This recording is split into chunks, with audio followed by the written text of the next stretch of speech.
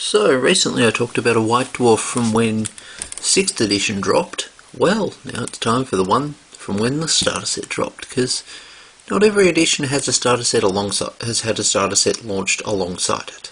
Often it's been a month or two later, as was the case with this one. So this is your white dwarf, is mainly focused around the launch of 6th edition. Starter set Dark Vengeance, which was a bit of an interesting ride, because not long after we learned about Dark Vengeance,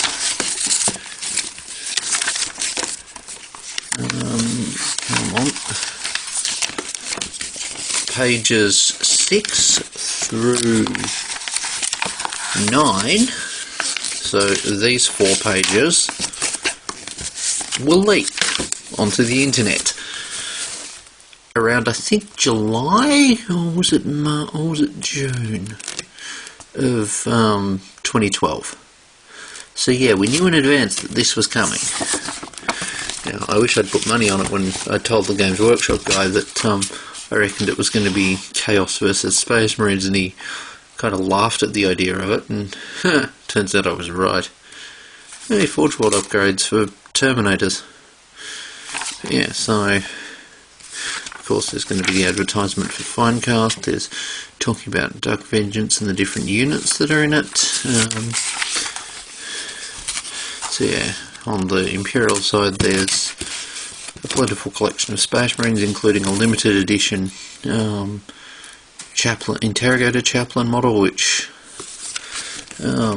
wasn't always in the set. It was in a the limited run version of the set. And there was the Chaos side, which I think something tells me the Aspiring Champion might have been also a limited thing, but I could be wrong. It's just I know that sometimes there hasn't been them,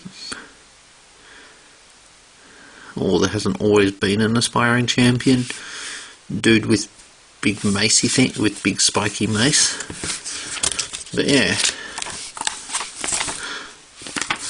So yeah, we see awesome art of Dark Angel with plasma, combi plasma, because why not have 2 plasma instead of 1? We see more of them, and yeah, so this issue does delve into a lot of them. There is painting tutorials to a degree, I think.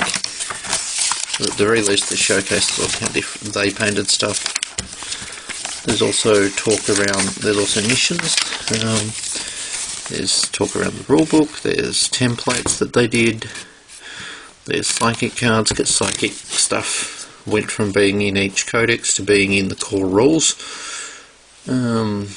which was an interesting change. I personally liked 7th Ed psychic abilities, but I could see that how overpowered they were.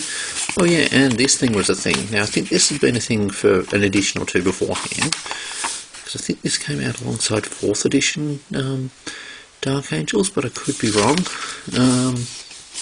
Shrine of the Aquila, I like that set. Sanctum Imperialis.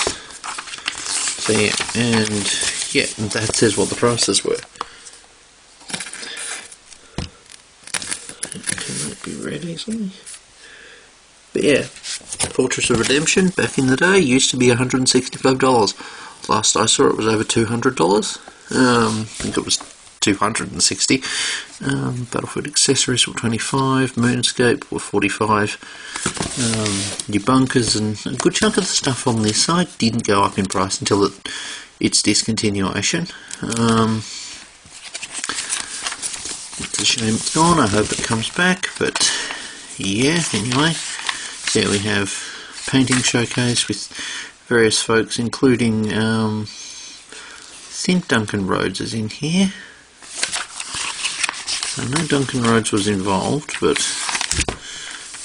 you might see him later. So yes, we have modelling workshop showing off different Space Marine conversions and builds. We have Rick Turner's awesome Blood Ravens, always happy to see Blood Ravens. We have kind of a rundown of some of the various Space Marine kits that were available. Space Marine Commander set was discontinued this year. Space Marine Command Squad now can't be got hold of separately. They come with a captain. Vanguard Veteran Squad and Stern Guards were later discontinued in favour of a plastic kit in 6th edition, which I think came out 2013. The Tactical Squad kit was got rid of in 2013, I think. Devastators were got rid of in 2015. I think it was 2015, maybe it was 2014. When did the 7th Ed Codex come out? Submarines also got removed at the same time. The bike kit is now a squad of 3. The combat squad's gone. Yeah, Terminator squads are still kind of the same thing. Your snipers are still the same thing. Blood Angel, all of this stuff I think is still available. The Space War pack maybe might not be at the time of posting this. Here we have awesome armies on parade with converted Redeemer using the Mark II Land Raider and an old Forge World Contemptor. Just move the camera up so that it's more visible. It kind of hurts to look at almost. Not the model, but the camera, the light, because I've just adjusted it. We see a Acestus Assault Ram. It's always cool to see those. We see a Bryn Priest conversion converted from a Red Scorpion Psyker. I recognise the model because I was considering getting one at one point. We have an old version of Slan the Mage Priest. I believe this got a new model.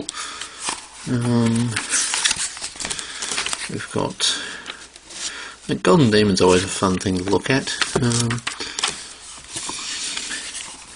We've got the Standard Bearer showing an old Doomhammer, is it? Storm Sword. Then we have a Forge World, a proper ad for Forge World. Now, I've breezed over that article. If you guys want to read it, this White Dwarf should eventually be on Warhammer Plus. Yeah, we see Duncan Rhodes' Bretonian army.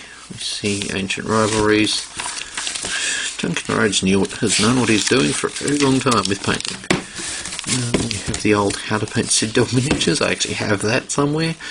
Those paint sets have gone. We see an ad for Games Day 2012, which was on the 9th of September in 2012. I remember my local GW at the time looking at having hiring a van to take people up to it in Sydney, which would mean something like a 12-hour road trip.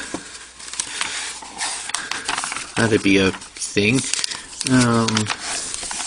See various stores and so on, and yeah, so Games Day ad, and I'm just going to end this on Dark Vengeance because that art is gorgeous.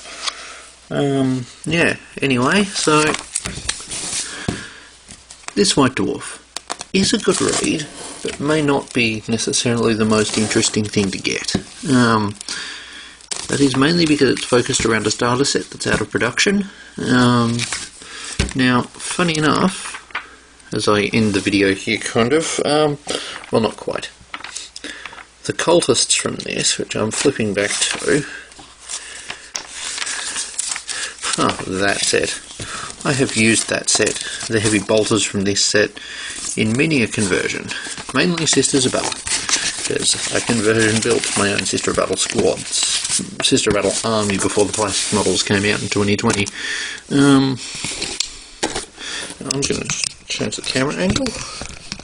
So I've converted most of those cultists a lot into various alternative guard models. So